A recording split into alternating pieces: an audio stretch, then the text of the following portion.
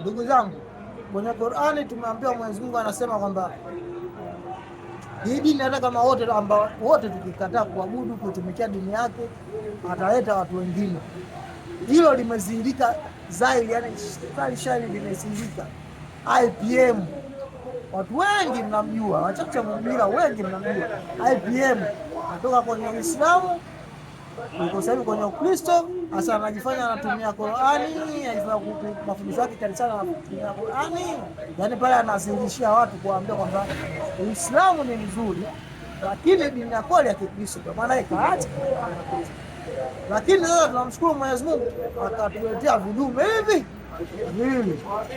Vipo Kenya kule, kuna mmoja anaitwa Salim Da na kuna mwingine anaitwa Ramadhani Kuria. Hao wawili walioingia hadi sasa hivi washaingiza watu karibia 1000.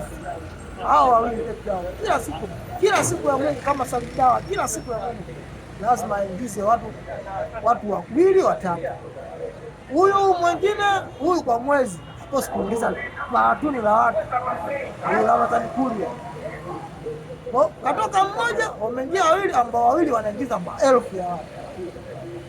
Jamani, wewe usijione una haja sana kwenye, yani hii dini haikuhitaji, wewe ndio unauhitaji. Kama ukiigomea shauri lako.